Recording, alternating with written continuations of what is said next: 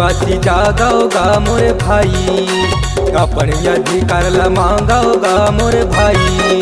हाँ जागाओ आदिवासी जागाओगा मोरे भाई, अपन अधिकारला मांगाओगा मोरे भाई।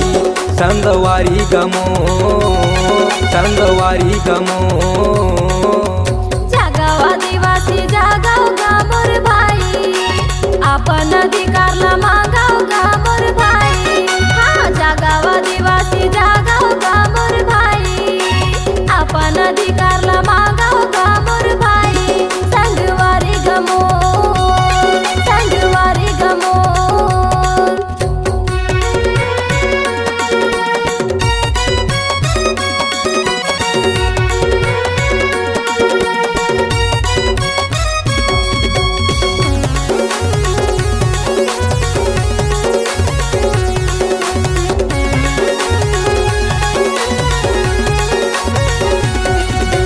बाबा साहब हमूले निवासी पर लिखे हवै संविधान गा।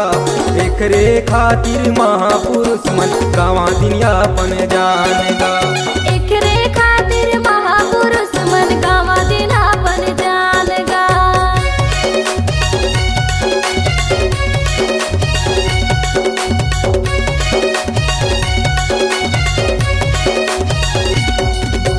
बाबा साहब हमूले निवासी पर लिखे हवै संविधान गा।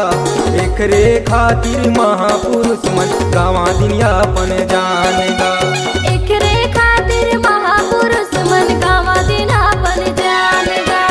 आवा संगी सब मिलजुल के लड़बो अपन लड़ाई, अपन अधिकार ला मांगोगा मोर भाई। जागाओ आदिवासी जागाओगा मोरे भाई, अपन अधिकार ला मांगाओगा मोरे भाई। हाँ जागाओ आदिवासी जागाओगा मोरे भाई, अपन अधिकार ला मांगाओगा मोरे भाई। संगवारी गमो संगवारी गमो,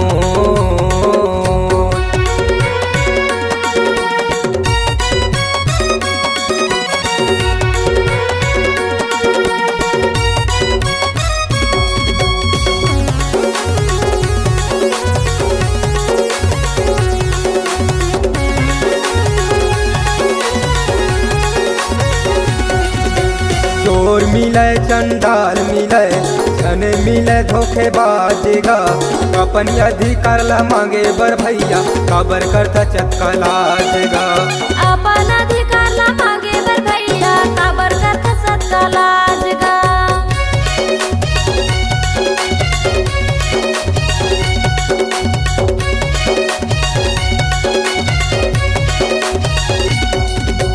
चोर मिले चंडाल मिले धन मिले धोखेबाज गा।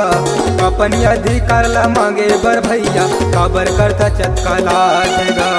अपन अधिकार ला मांगे बर भैया काबर करता सत्कलाज गा।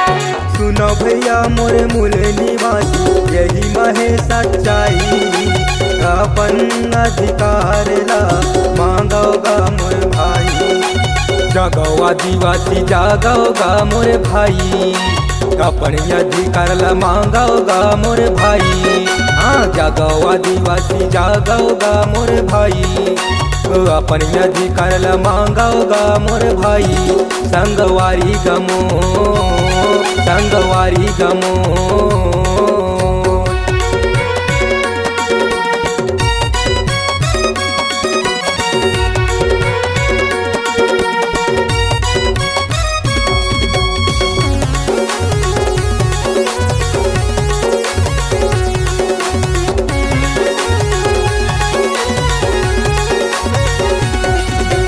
युवा संगठन लोरमी माँ समाज जगाए के तरह थे काम। आवा संगी सब मिलजुल के समाज के लाभो दुनिया मना। आवा संगी सब जुर मिल के समाज के लाभो दुनिया मना।